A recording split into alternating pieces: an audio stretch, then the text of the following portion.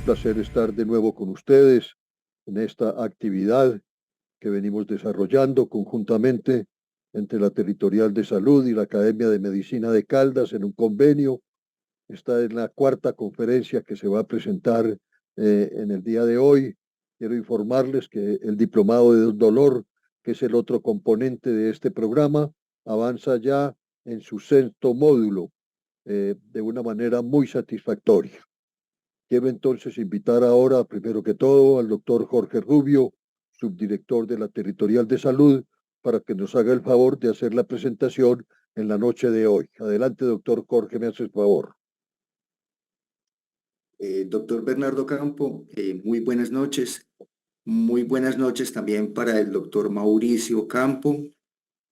Un gusto poderlos tener a los dos juntos en este momento. Un saludo especial también para todas las personas que están asistiendo esta noche y se van a nutrir del conocimiento, la experiencia y la sabiduría que tiene el doctor Mauricio en este tema tan especial que es la malnutrición. Y algo bien interesante de esta conferencia, doctor Mauricio, hablarnos de bienestar nutricional en la infancia. Estamos acostumbrados a hablar de desnutrición aguda, desnutrición crónica, y mira que tú nos traes un tema que es bien interesante, un enfoque diferente, un enfoque que tiene que ver con la salud pública del departamento de Caldas, que tiene que ver con la promoción y con la prevención. De modo que muy bienvenida para todas las personas que están conectadas esta excelente charla que nos vas a dictar y de antemano decirte mil gracias por tu colaboración. Muchas gracias, doctor Jorge, por tan generosa presentación. Gracias por la invitación. Gracias, doctor Jorge, muy amable.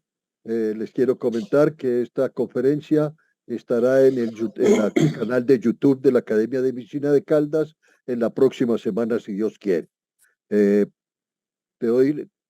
permito darle la palabra ahora al doctor Campo Elías Castillo, vicepresidente de la Academia de Medicina de Caldas, para que siga dándole la introducción a este programa que estamos trabajando. Gracias, Campo Elías. Muchas gracias, doctor Bernardo. Bueno, para mí es un honor esta noche presentar al doctor Mauricio Campo Gutiérrez, a quien lo conozco desde hace muchísimos años, desde la universidad. Yo estaba un poco más adelante que él y recuerdo pues cuando se fue, él es médico de la Universidad de Caldas y fue a hacer pediatría a la Universidad del Rosario, en Bogotá, en el Hospital Lorencita Villegas de Santos. Después volvió a la ciudad. Actualmente es profesor de la Universidad de Caldas, profesor de la Universidad de Manizales, y toda la vida ha atendido pacientes hospitalarios en las diferentes clínicas de la ciudad y pacientes en consulta ambulatoria. Me da mucho honor presentar al doctor Mauricio. Adelante, doctor Mauricio, con su conferencia. Muchas gracias, doctor Campo Elías, muy amable también por su presentación. Nos conocemos hace mucho tiempo, hemos caminado mucho tiempo por este tema de la salud y gracias por la invitación a la Academia de la Dirección a hablar de un tema en el cual yo diría que desafortunadamente tenemos que seguir nosotros hablando de él a pesar de el tiempo, como hemos avanzado en el mundo y en las cosas, a pesar de el tiempo, como hemos avanzado en el mundo y en las cosas, y desafortunadamente seguimos hablando de desnutrición, seguimos hablando de malnutrición hoy en día, más que cualquier cosa. Pero como decía el doctor Jorge Rubio, yo también quiero al final de mi presentación hablar un poco de lo que significa el bienestar nutricional. Y creo que debemos dejar de pensar nosotros en malnutrición y volvernos realmente unos gestores del bienestar nutricional y lo que significa. Debemos dejar de pensar en alimentación y empezar a pensar mucho más grande, mucho más allá, mucho más lejos en lo que significa toda esta situación de la malnutrición y del bienestar nutricional, que es como si fueran una línea continua, donde hay muchos niños que están de un lado de la malnutrición y otros que van caminando en toda esa línea hasta llegar al final al bienestar nutricional, donde nosotros queremos ver a todos nuestros niños y niñas. Sin embargo, hoy, pues por supuesto, nos vamos a enfocar en el tema de malnutrición, más en desnutrición, y ya lo vamos a ver por qué hablo de esa manera. Y esta fotografía inicial es muy diciente y lo van a entender a través de la charla. Ella está muy feliz comiéndose su cono, pero nosotros nos hemos vuelto prohibidores, pensando que eso va a ayudar en el bienestar nutricional y que va a evitar la malnutrición. Y no es así. Y es la invitación y la reflexión final que les traigo. ¿Está viéndose bien todo? Perfecto. Adelante, Mauricio. El software Doctor, está está muy muy bien. Listo. Entonces, lo que quiero yo es empezar a hablar de por qué es importante este tema de la malnutrición. La malnutrición infantil sigue siendo un problema gravísimo de salud pública a nivel mundial. No es solo nuestra situación, es la situación de muchísimos países en el mundo, incluyendo los países desarrollados.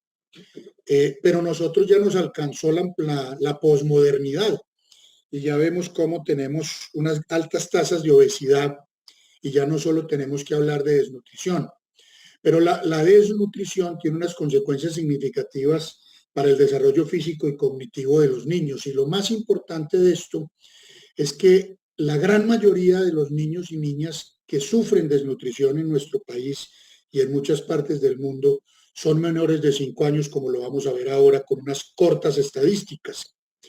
Y la desnutrición lleva a un problema mucho más grave, que es el trastorno cognitivo. O sea, más allá de lo físico, es como nuestros niños y niñas empiezan a perder habilidades cognitivas que los van a poner aún en más desventaja.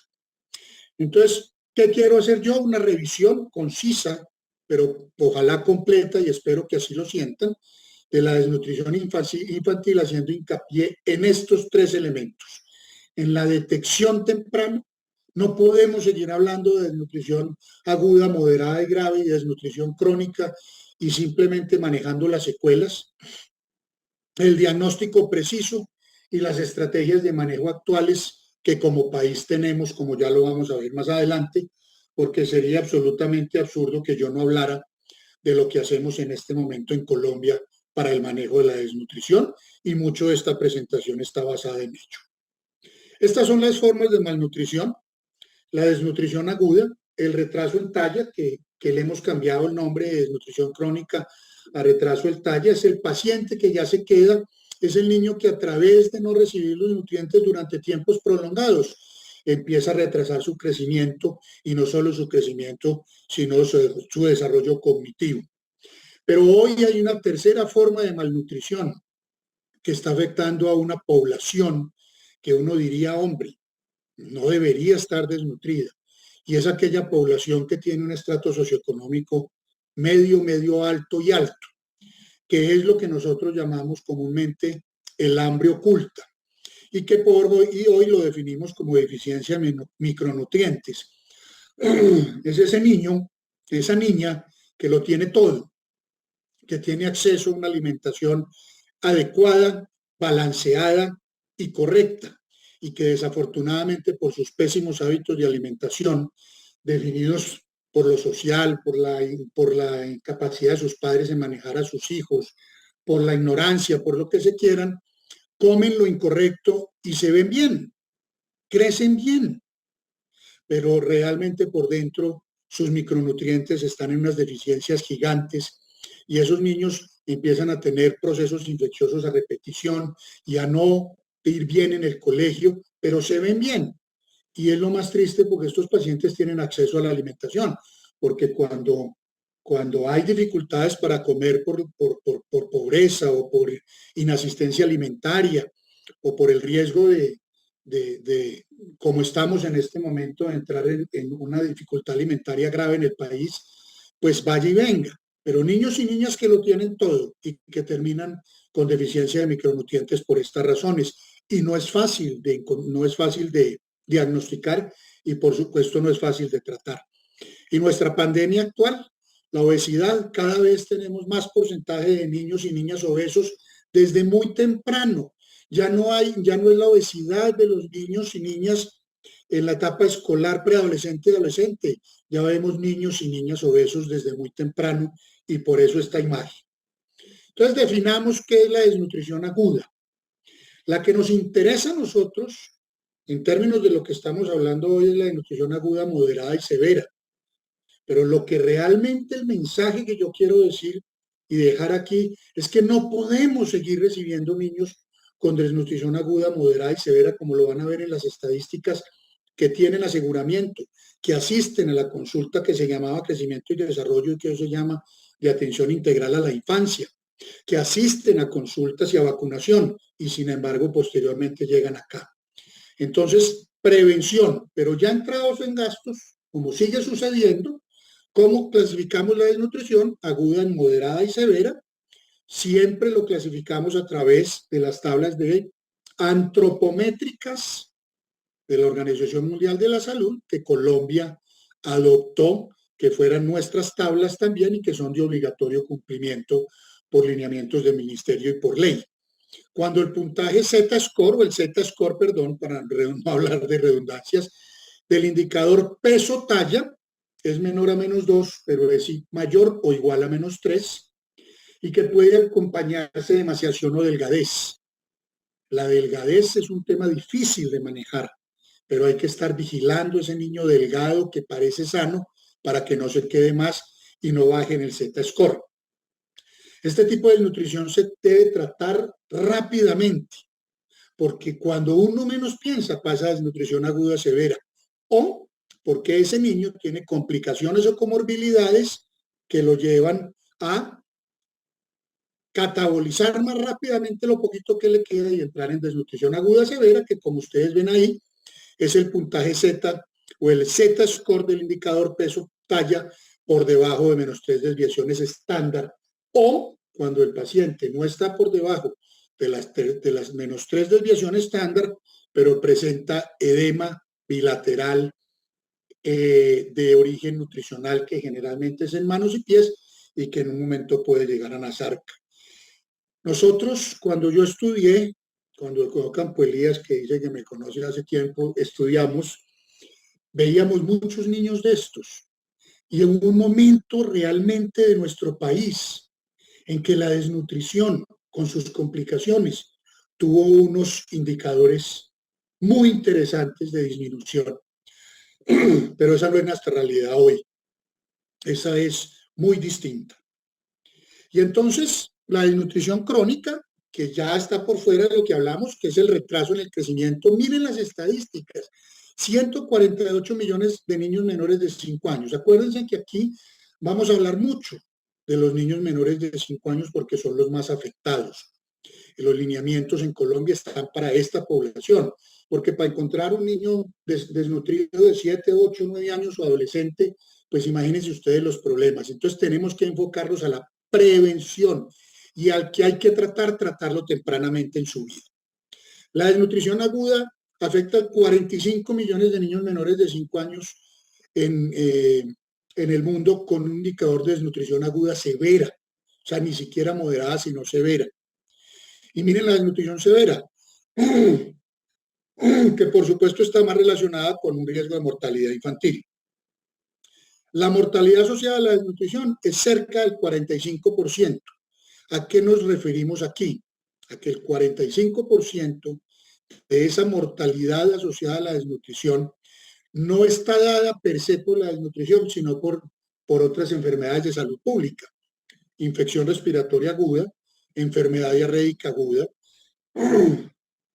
VIH y otro tipo de enfermedades de interés de salud pública que se asocian a la desnutrición y el 45% de esos niños van a morir.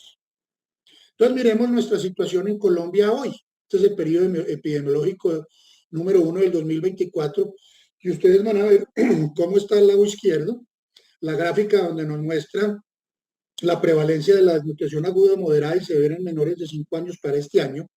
Y miren cómo ha venido aumentando. Uno pensaría que sobre todo el 21 tiene ahí dificultades o la notificación fue atípica en términos de pandemia 20 y 21, Pero miren después de eso, cómo toda la gráfica es por encima de lo que vimos inclusive en el 2019, con 1.734 casos y una prevalencia del 0.05 por 100 menores de 5 años. ¿Eso qué significa? Por lo menos que de 1 a 3 niños de 10 o niñas están desnutridos en Colombia. Y miren cómo cambió del 2023 al 24. Discúlpenme, ahí están los países, los departamentos, perdón. Nuestro departamento aparece en amarillo, o sea, no aparece ni siquiera en verde. Y uno puede decir, no, pero es que hay otros en amarillo ocre y en rojo, de acuerdo.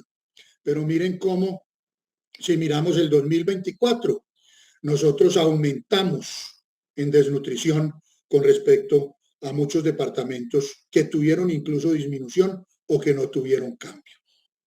Y entonces miren la desnutrición aguda en menores de 5 años en que por edad y sexo. Y ustedes ven que los más afectados son los niños menores de 2 años. Por eso tenemos que actuar tempranamente. Por eso la desnutrición aguda es una urgencia vital para poder tomar estos niños y niñas tempranamente y que no haya después problemas. Y estos son los signos clínicos que se encontraron en desnutrición aguda en Colombia en el 2023 y el inicio del 2024. Por supuesto, la delgadez es el más frecuente, pero empiezan a aparecer todas esas cosas que nos hablan realmente de una desnutrición que lleva un buen tiempo. Piel reseca, cambios en cabello, palidez, hipohiperpigmentación de la piel y el edema. Empiecen a improntar estos signos clínicos, porque en términos de desnutrición y de su fisiopatología empezamos a entender por qué van apareciendo. Y miren lo que sucede. Mayor en el área rural, desnutrición aguda moderada afortunadamente es el 70%, pero tenemos 31% de desnutrición aguda severa con una mortalidad de más de la mitad de esos niños y niñas. Pero lo que les decía ahora, la gran mayoría de esos pacientes están afiliados al sistema de seguridad social en salud, ¿cierto? Y el 72% son del régimen subsidiado. O sea, sin lugar a dudas, la desnutrición está asociada a la pobreza. Pero miren esta cifra, el 76.5% asistieron a control de atención integral a la infancia, o lo que se llamaba crecimiento y desarrollo, o estuvieron en vacunación. El 32% terminaron hospitalizados.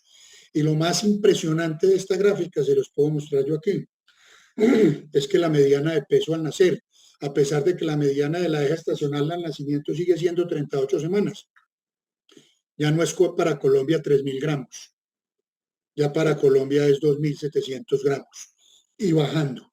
Tenemos muchos problemas. Y por supuesto la población indígena y la población migrante siempre serán las más afectadas por sus dificultades socioeconómicas. Entonces, a semana epidemiológica 24 del 2024, se han notificado 469 muertes en niños menores de 5 años por enfermedades de interés en salud pública. Y ahí están, 239 por infección respiratoria aguda, 129 por desnutrición y 101 por enfermedad diarreica aguda. Es increíble estas cifras en un país que dice que cuida a sus niños, que cuida a sus niñas, que cuida a su infancia y se siguen muriendo de enfermedades prevenibles, que si yo junto infección respiratoria y enfermedad aguda con desnutrición, la desnutrición es la principal causa de muerte por estas dos enfermedades de interés en salud pública. Y ahí está, pobreza, desigualdad, la inseguridad alimentaria que cada vez nos acecha más en Colombia, los conflictos armados y el desplazamiento y esos problemas de salud pública que hemos nombrado como la IRA y la EDA. Y finalmente, para que terminemos nuestras estadísticas, yo puedo decirles que en Colombia un niño o una niña de cada 9 padece de desnutrición crónica. Ya ni siquiera estoy hablando de desnutrición aguda. Y miren cómo están. ¿Quién afecta más a las niñas, a la población afrodescendiente? Perdón, afecta más a los niños, discúlpenme. Los hogares más pobres de las zonas rurales son las que más sufren. Y por supuesto, la población indígena, y dejo de último, ese 20.6% de desnutrición crónica asociada a hijos de mujeres de bajo nivel educativo. Entonces se convierte en un círculo vicioso. ¿Sí? No tengo un bajo nivel educativo, tengo un hijo, ese hijo se desnutre y ese hijo también va a tener un bajo nivel educativo inevitablemente, entonces perpetuando el círculo de la pobreza. Y entonces empecemos a entrar un poco más. Estas son las señales físicas. Esto debería estar puesto en todas partes. ¿Sí? Las señales físicas de la desnutrición, que ustedes lo pueden leer muy bien ahí, la cabeza más grande, ¿sí? El edema, la niña o el niño que se ve más delgado o se siente más liviano al cargar, ese rostro hinchado, esa luna llena de un niño que no recibe medicamentos, la piel es posiblemente el órgano que más manifiesta la desnutrición, seca, áspera, descamativa. Acuérdense las deficiencias que llevan a un cabello que se cae con facilidad, al signo bandera de todo lo que conocemos. Y se infectan con mucha frecuencia, pero a la derecha están las señales comportamentales que a veces se nos olvidan. Es ese niño o niña que era normal y de pronto empieza desganado, fatigado, pierde interés en el juego, le va mal en el estudio, pero la inapetencia puede ser un signo de desnutrición. Y esos niños que se vuelven irritables porque están mal. Internamente su sistema no está funcionando bien y eso los vuelve irritables todo el tiempo. Y entonces hablemos de los fenotipos de desnutrición que los conocemos todos y que hemos oído hablar durante todos estos años y que aquí siguen. Voy a hablar primero del marasmo, que es lo primero que pasa, que se caracteriza por una delgadez extrema y es dada fundamentalmente por el agotamiento de las reservas muscular y de grasa, que van haciendo perder todo el tejido, ¿sí? Y este cuadro clínico se asocia fundamentalmente con una ingesta deficitaria y continua de proteínas, de calorías no proteicas y de micronutrientes en la dieta. O sea, esto es lo primero que nos pasa. Y lo que hace el organismo, lo primero es compensar, pero ya vamos a ver en la fisiopatología cómo todo se va acabando y llegamos aquí. Posteriormente tenemos el Kwashiorkor. ¿Yo qué les puedo decir del Kwashiorkor? Que es la peor forma de malnutrición que existe. Este paciente ya tiene albúmina por debajo de 2.5 e imagínense todo lo que se viene detrás desde el punto de vista nutricional, inmunológico, de crecimiento, cognitivo, etcétera, etcétera. Ese edema que acompaña al Kwashiorkor siempre empieza en pies y manos, pero va subiendo, ¿cierto? Y estos niños tienen signos de deficiencias nutricionales muy específicas que generalmente se reflejan en el cabello, en la piel. El cambio del color, la alopecia, la pelagra, la atrofia de las papilas gustativas, la queilitis y la queilosis, entre muchos otros. Pero hay uno aún peor, y es que los dos fenotipos se combinen. Y entonces ese paciente con marasmo que empieza con Kwashiorkor y que con absoluta certeza les digo que va hacia la muerte a pesar de las intervenciones. Pero ya hablé de desnutrición, no quiero dejar en mi charla de hablar de este problema tan grande que tenemos. Y no tenemos un plan, no tenemos una manera de abordar nuestros niños y niñas y adolescentes con obesidad. Y es urgente tener claridad de cómo vamos a hacer el seguimiento de estos niños y niñas. Estos son los niños con marasmo. Discúlpenme que no sean fotos nuestras, pero quería traer una foto mucho más diciente, brutal, sin lugar a dudas. Y esta es una foto clarísima de lo que es el Kwashiorkor. Ustedes van a ver ese niño cachetón, redondo, hinchado, pero que ya tiene estas lesiones ulcerativas y escamativas en piel características de la pelagra. No se les olviden estas fotos, recuerden, así no nos deben llegar nuestros pacientes. Y entonces esto nos da unos puntos clave, el diagnóstico y tratamiento adecuado, racional y oportuno, y subrayo racional, y lo vamos a hablar ahora, de la desnutrición aguda, moderada o severa reduce significativamente las tasas de letalidad y aumenta la sobrevida. Eso lo tiene claro la Organización Mundial de la Salud y todos sus programas. Por lo tanto, es necesario implementar esos estándares y Colombia los implementó y les voy a mostrar ahora el lineamiento. Pero tiene que ser un abordaje integral, si no, no vale la pena, ¿sí? Y tiene que ser un abordaje donde no solo nos preocupemos de la realimentación o de corregir algún otro déficit que tenga el paciente, sino de sus comorbilidades, de las complicaciones que acompañan, y jamás olvidar la parte cognitiva de estos niños y niñas. Y el abordaje terapéutico tiene que involucrar escenarios de manejo y estabilización, como lo dijimos arriba también, cautelosos para no hacer más daño. Miren lo que la OMS dice, con esto que estamos planteando, la reducción significativa del 59% que se morían, a un 8 a 16% en las tasas de mortalidad intrahospitalaria en los pacientes que requieren hospitalización. O sea, sí vale la pena ser sistemáticos en la forma en que hacemos las cosas, en las formas de detección, en las formas de seguimiento, en las formas de manejo, para que las tasas reduzcan de esta manera. Sin lugar a dudas, la desnutrición aguda es un desafío social y político muy complejo, más en países como el nuestro.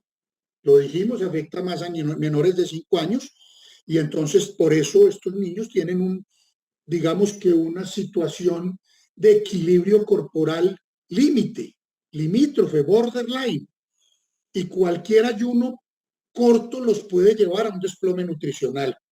Y si aún más hay problemas socioeconómicos y políticos que prolonguen ese ayuno, pues la situación se vuelve más grave. Y se deben evitar prácticas nocivas e innecesarias.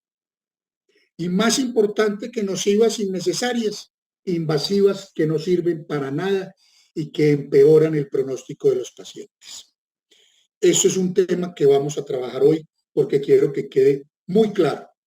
¿Cuáles son esas prácticas innecesarias entonces? No reconocer la desnutrición aguda como una urgencia vital. Ese niño, esa niña que va a control de niño sano o de atención integral a la infancia, le detectan la desnutrición y la conducta es enviarlo a nutrición.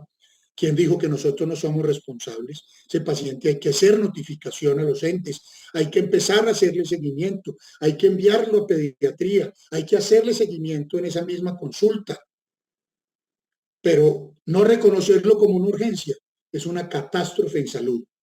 Remitirse a iniciar la fase de estabilización en el sitio en que se encuentre, y ya vamos a ver qué es estabilizar. Estabilizar es corregir la hipoglicemia, empezar antibióticos si el paciente tiene infección, corregir la deshidratación, ¿sí?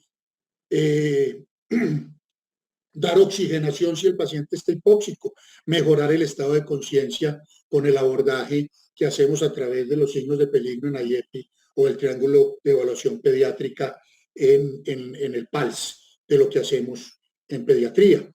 Toma innecesaria exámenes médicos en urgencias, cosas que no se requieren, que lo único que hacen es demorar la decisión. Pero estos son los más importantes, intentar la normalización de las alteraciones tisulares y bioquímicas a la carrera. Ese es un error catastrófico, eso es lo que llamamos nosotros el síndrome de realimentación, que quiero decirles desde ya que produce más muertes que la misma desnutrición. Utilizar esquemas rápidos de hidratación endovenosa. IEPI está retrasado enormemente en cambiar el manejo de la hidratación a que sea menos agresiva. Tratar el edema utilizando diuréticos como si fuera por retención y no por hipoalbuminemia. Suministrar hierro en la fase inicial del tratamiento, que lo único que va a hacer es acumular y hacer daño. Y administrar albúmina para mejorar, entre comillas, la presión oncótica, que no va a suceder. Y no reconocer tempranamente aquellas situaciones como las infecciones o el síndrome de realimentación que pueden llevar a la muerte rápidamente. Y las prácticas nutricionales inadecuadas, un manejo nutricional orientado a que el paciente gane peso a como dé lugar, viene el síndrome de realimentación y la muerte. Diluir las fórmulas terapéuticas que hoy tenemos, que se usan directamente, que están listas para el consumo. Iniciar alimentación rápidamente. Primero hay que estabilizar antes de dar comida. Por supuesto, ofrecer leche entera de vaca a niños menores de 1 año o iniciar alimentación complementaria como el niño está desnutrido, entonces con juguitos o con sopitas diluidas, con alimentos de pésima calidad nutricional y de muy baja densidad calórica. Estas prácticas innecesarias tienen que desaparecer, porque esto es lo que lleva, vuelvo y reitero, a que mueran más niños en el manejo que por la misma desnutrición. Y eso tiene, en mi opinión personal, una justificación muy clara. Y es que el organismo del ser humano está diseñado para sufrir, está diseñado para la carencia. Tiene enormes habilidades de adaptarse a la carencia y no tiene las mismas habilidades para adaptarse a los excesos. Esta fisiopatología de la desnutrición habla de eso, y mírenlo en cualquier escenario. Y por eso es tan difícil la obesidad, porque el exceso hace mucho más daño muchas veces y es mucho más difícil de controlar que las carencias. Y entonces, por eso, Colombia, muy responsablemente, en la resolución número 2350 del 2020, genera un documento extraordinario que debería ser, doctor Jorge, desde la territorial para todos los médicos que trabajan en nuestros hospitales, de obligatoria lectura y conocimiento, porque aquí está todo lo que ustedes necesitan saber y que yo no les puedo decir, por supuesto, el día de hoy. La buscan, sale rápidamente en una búsqueda y la pueden leer completa porque es absolutamente libre para revisar y los invito a eso. Hagamos una corta descripción de la fisiopatología de la desnutrición. La desnutrición es el resultado de la carencia de aporte, o sea, hay ayuno prolongado. Y eso desencadena, como yo les decía ahora, primero, como sucede cuando yo tengo hipoxia, primero tengo unos mecanismos que tratan de compensar esa hipoxia o esa hipoxemia, pero que si algo me pasa, o sea, trato de mantener unos fenómenos adaptativos de supervivencia. Pero si a mí me pasa algo más, como que se me prolongue más el ayuno, como que tengo estrés, como me da una infección, pues por supuesto mis mecanismos compensatorios fallaron y viene el desplome nutricional. Y esto es lo que pasa muy rápidamente, ¿sí? Lo normal en el periodo postprandial es que nosotros tengamos, comamos, hay por supuesto un incremento de la glicemia que hace incrementar la insulina, y entonces llevamos la glucosa, el 75% ingresa a la célula para que trabaje, para que desarrolle todos esos procesos metabólicos, y el otro 25% es un glucógeno que se lleva a guardar para reservar, lo mismo que aumenta reservas de grasa y síntesis proteicas. Eso es lo que nos pasa normalmente. Pero miren lo que empieza a pasar con el ayuno de 8 a 10 horas. Va a haber hipoglicemia.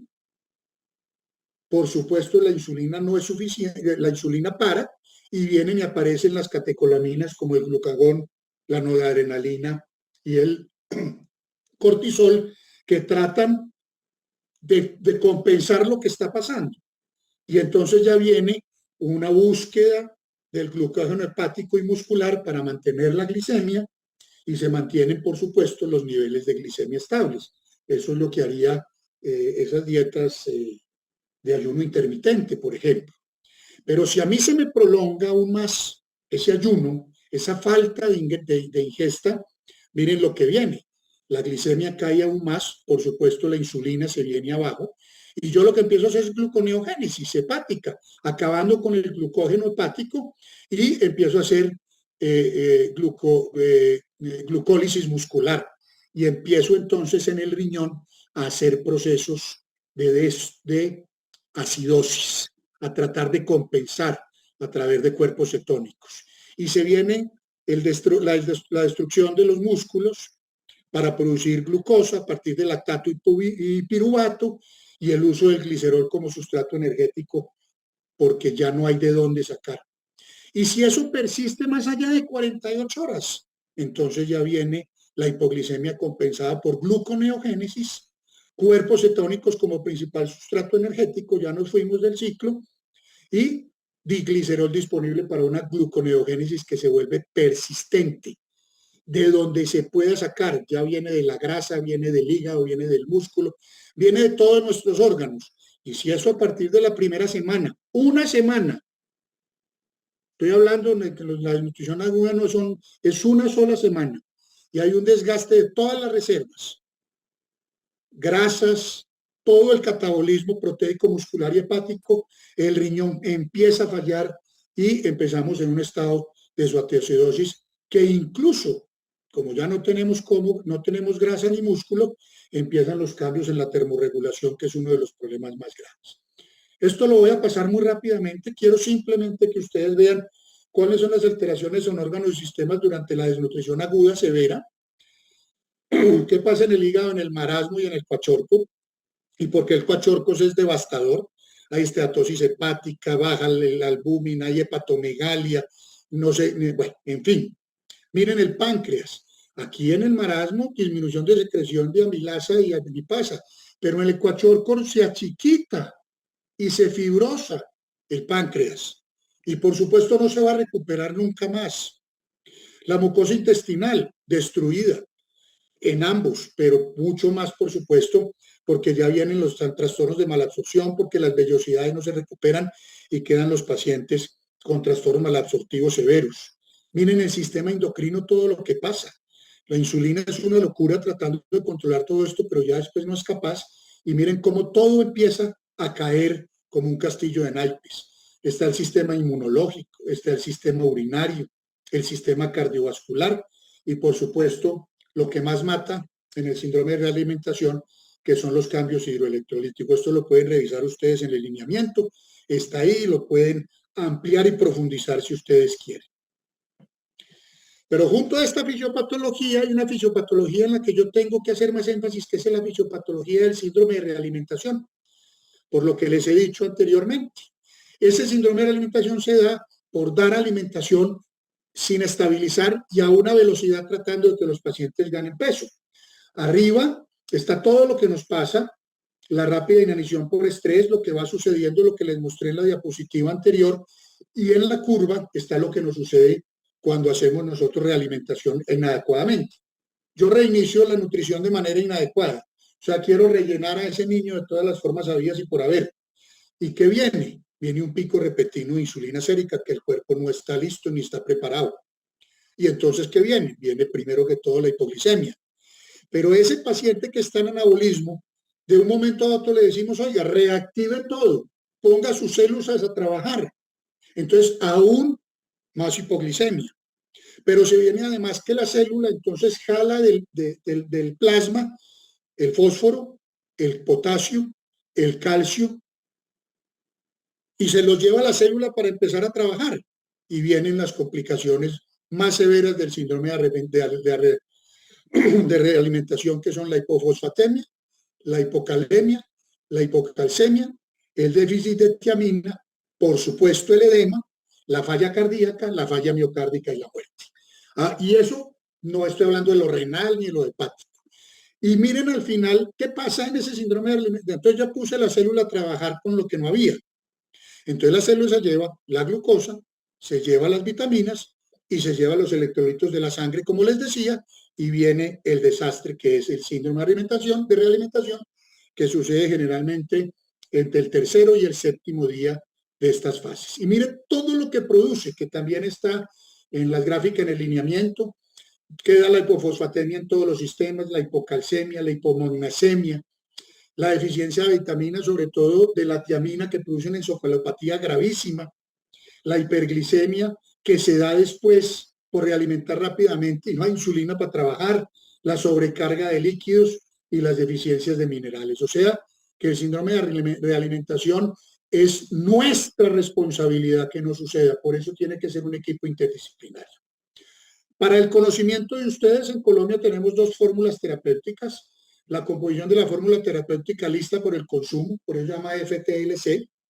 Es la fórmula para niños de 6 meses a 59 meses de manejo ambulatorio. Lo demás está ahí. Pero no se les olvide, es la fórmula terapéutica para los niños por encima de los 6 meses para manejo ambulatorio, no para manejo hospitalario. Tiene unas características que cumplen con el Códex Internacional y que ustedes están viendo ahí y que está lista para usar. No hay que echarle agua, no hay que hacerle absolutamente nada. Y la fórmula terapéutica más conocida, que es la F75, nosotros en Colombia no tenemos la F100.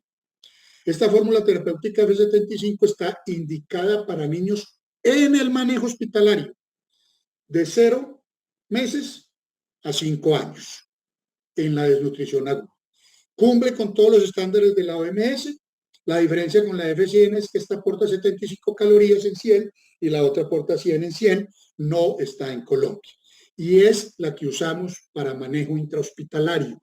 Los niños y niñas no se pueden ir para la casa con la F75, tienen que pasar a la que está lista para consumir.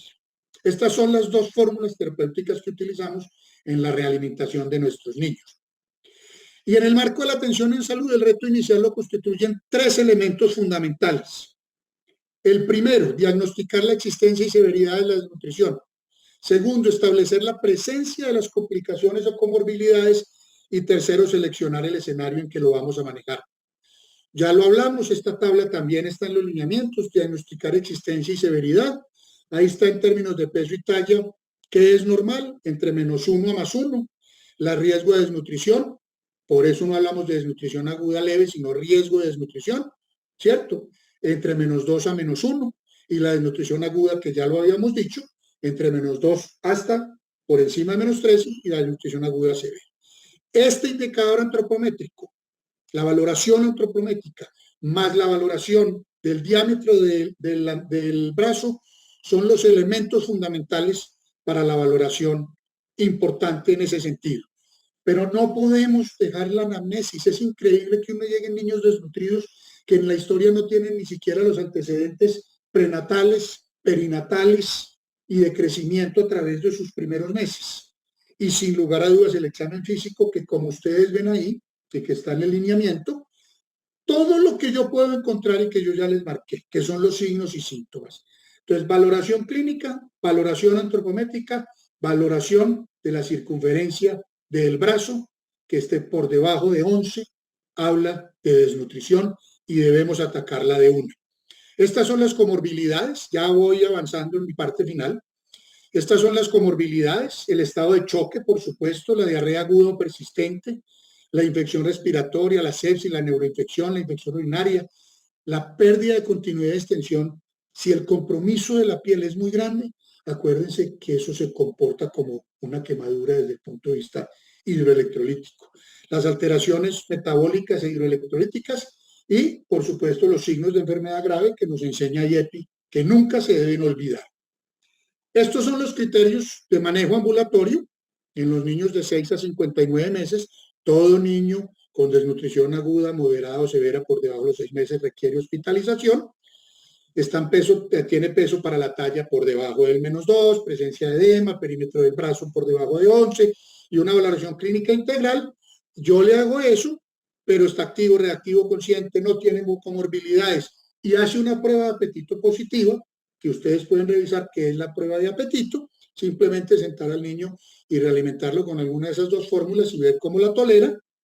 Se puede ir para la casa, pero si ese niño tiene alguna de las condiciones que aumenten la morbimortalidad que están ahí, menor de 6 meses, mayor de 6 meses que pese menos de 4 kilos, letárgico, edema nutricional severo, etcétera, la hipotermia o la hipertermia. Acuérdense que estos niños tienden a ser hipotermia y no hipertermia. La anemia severa, una prueba de apetito negativa o no puede comer, este paciente debe quedarse hospitalizado. Como dice ahí, gracias a Dios, solo 1 de cada 5 niños requiere tratamiento. Y estas son las fases. Una fase de 24 a 72 horas donde yo tengo que estabilizar al paciente. Paciente gravemente enfermo, hago mi ABCD de estabilización, corrijo los déficits, corrijo la hidratación, corrijo la falta de oxigenación, empiezo antibióticos y ya después veo entre el tercero al 7 a 14 días esa fase de transición donde empiezo progresivamente la F75 y por supuesto, si el niño es menor de 6 meses, lactancia y si no, alimentación complementaria adecuada. Y la fase de rehabilitación, que realmente es la fase cuando el niño se va a casa o el niño que desde el principio se va a casa, donde yo voy aumentando las calorías y voy revisando qué va pasando. Esto debe ser así. Si yo recupero un niño en 3, 4, 5 días, el síndrome de realimentación va a aparecer con absoluta certeza. Y nunca olviden, ustedes quienes me conocen saben que yo hablo de que uno de los criterios más importantes en pediatría para saber cómo actuar es la edad, ¿sí? De acuerdo a la edad yo sé si un niño llega con sibilancias, yo sé si ese niño tiene una bronquiolitis, o sea, acuérdense que hay enfermedades que de acuerdo a la edad se presentan más y otras que casi podría uno decir que son unicornios y que no se presentan. Por eso en desnutrición hablamos de 0 a 1 mes, de 1 mes a 6 meses y niños entre 6 meses y 59 meses. Para que lo conozcan, es el abecedario terapéutico que se lleva durante la hospitalización. Los que están oscuros son lo que yo voy haciendo de acuerdo a la fase en la que estoy de reanimación, estabilización, transición o rehabilitación y voy tomando decisiones y voy corrigiendo. Ahí está todo lo que hacemos. Estos son nuestros niños y niñas, esta es nuestra realidad, esperando en el colegio algo que se les dé para mantener su estado nutricional. Le pedí a la inteligencia artificial, por supuesto, esto es culpa del doctor Bernardo Campo, que me mete en estas cosas, a los cuales nos encanta a los dos sin lugar a dudas, que me sacara 3 imágenes y ustedes me dirán si son absolutamente dicientes o no. Finalmente, este punto para entrar a lo de bienestar, que es muy corto, este es el abordaje integral. Manejo nutricional según el tipo y gravedad, la terapia de rehidratación oral, la alimentación terapéutica adecuada, la suplementación con micronutrientes en la fase de estabilización, no en la fase de estabilización, sino en la fase ya de más adelante, la educación nutricional a la familia. ¿Para qué seguimos haciendo cosas si no enseñamos? Y la pobreza no significa que la gente de una u otra manera pudiera alimentarse bien. El tratamiento de la enfermedad de base, el seguimiento y el apoyo psicosocial y, por supuesto, el seguimiento y monitoreo por el equipo. La notificación obligatoria, todos los actores del sistema de seguridad social en Colombia tenemos que ver con esto. No se les olvide que a los niños desnutridos también se les vacuna. Vigilen el desarrollo cognitivo. Nadie se vuelve a acordar del desarrollo intelectual y cognitivo de estos pacientes. Ese manejo interdisciplinario que incluya a los padres y cuidadores y que finalmente llegue a lo que yo les quiero mostrar en estos 2 minutos finales, que es el bienestar nutricional. No podemos hablar más de desnutrición. Y en el bienestar nutricional no tiene nada que ver con la comida en sí, tiene que ver con cómo abordamos para que los niños quieran comer, para que las familias sepan qué darle a sus hijos e hijas, para que todos se acompañen en ese caminar de la nutrición, que sin lugar a dudas no hay un ser humano que pueda sobrevivir sin comer bien y sin tener alrededor una familia que lo acompañe. Esto es brutal, ya lo leyeron, me imagino, pero esto es las consecuencias de un adulto que sufrió desnutrición en sus primeros 2 años. 14.6 puntos porcentuales menos de coeficiente intelectual, 5 años menos de educación y 54% menos de salario en su edad adulta. Brutal esto, no hay duda ninguna. Hagamos estas reflexiones. ¿Qué podemos hacer nosotros? ¿Cómo mejoramos nuestra atención para hablar de bienestar nutricional y no de desnutrición? Pero también cómo mejoramos nuestros procesos de atención para detectar la desnutrición aguda rápidamente y manejarla como una urgencia vital. Estas reflexiones se las dejo. Creo que debemos todos hacernos un acto de contrición. Ese niño está desnutrido, ¿no? Que nutrición lo vea. Si no lo ve un equipo, no vamos a salir adelante. Nuestros niños y nuestras niñas confían en nosotros. El bienestar nutricional en pediatría, entonces, va más allá de la simple ausencia de malnutrición, va más allá del simple concepto de desnutrición. Abarca un estado completo de desarrollo físico y mental, donde el niño pueda alcanzar su máximo potencial de crecimiento y de desarrollo cognitivo, donde la comida esté acompañada también de hábitos de vida saludables. Para eso hay que educar a nuestros padres y cuidadores.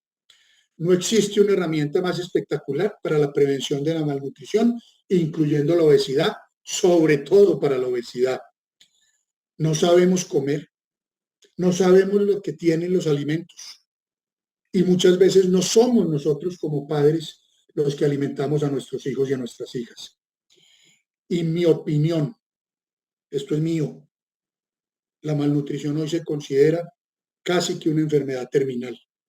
¿Por qué estamos manejando enfermedades terminales en los niños? Ustedes saben el concepto hoy de que la anemia carencial, no solo la ferropénica, sino por el zinc, por el cobre o por el selenio o por muchos otros, Hoy la anemia se considera una enfermedad terminal.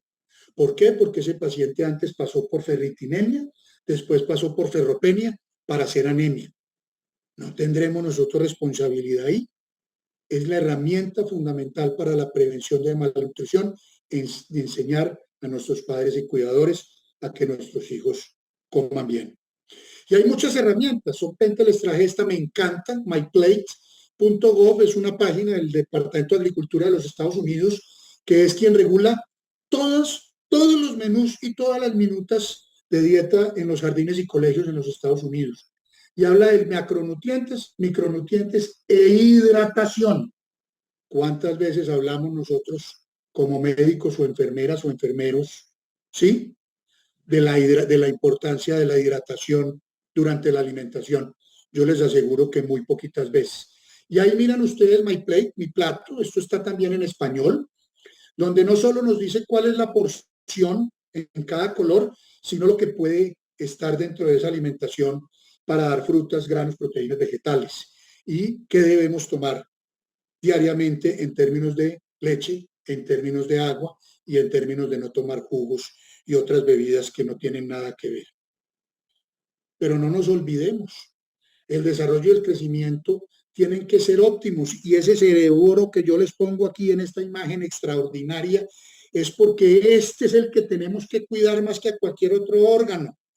Este es el que saca a nuestros niños y niñas de la pobreza, el que los vuelve seres extraordinarios. Esa es la responsabilidad nuestra como pediatras, como médicos y médicas que vemos niños, como enfermeros y enfermeras que vemos niños y niñas y de los entes de control. Antropometría y desarrollo psicomotor. No es solo medir, pesar y medir la cabeza, es mucho más allá de eso. La salud física y mental, la salud mental de nuestros niños, niñas y adolescentes está cada vez peor. Claro, nosotros también posiblemente estábamos cada vez peor y eso lo empeora. Un sistema va a generar un sistema inmunitario fuerte, van a tener energía y vitalidad y más que cualquier cosa, bienestar emocional. No hablemos de felicidad, eso es muy difícil, pero que nuestros niños y niñas tengan al menos ese bienestar final. Y finalmente, los hábitos saludables, no solo alimentarios, la lactancia materna exclusiva hasta los 6 meses, cada vez lactan menos nuestras madres, la alimentación complementaria iniciada en el momento que es temprano y termina rápido. Ya todos esos mitos a través de la alimentación complementaria se han tumbado, es iniciar rápido,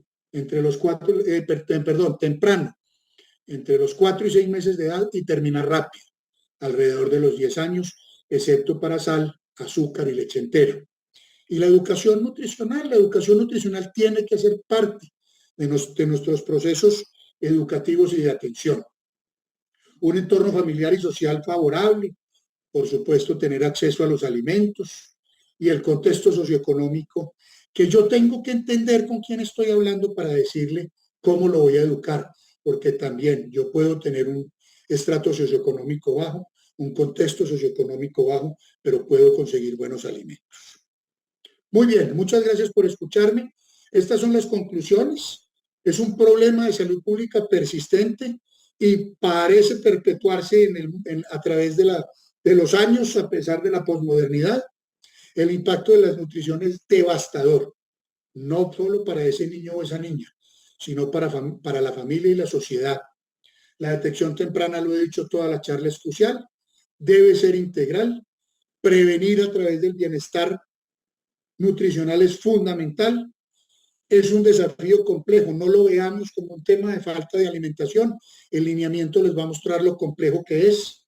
Y hoy quiero decirles que es un llamado a la acción para que el bienestar nutricional se convierta en la meta en nuestros procesos de atención, en los diferentes niveles de atención y en nuestros momentos educativos. Les agradezco mucho por haberme escuchado. Perdónenme, me fui un poquito más, pero me voy como emocionado. Muchas gracias, doctor Mauricio, muy amable por su participación, ¿no? Una excelente conferencia, deja muy preocupados cuando uno la escucha. Doctor, ¿quién quiere opinar algo, por favor? ¿No? Tienen la palabra los que quieran intervenir. Doctor Mauricio, una pregunta que le hago, pues yo Sí, no señor. manejo casi este tema, pero sí una pregunta. ¿Cómo ve usted los programas de alimentación que dan en las escuelas en nuestro departamento? Ese es un problema complejo.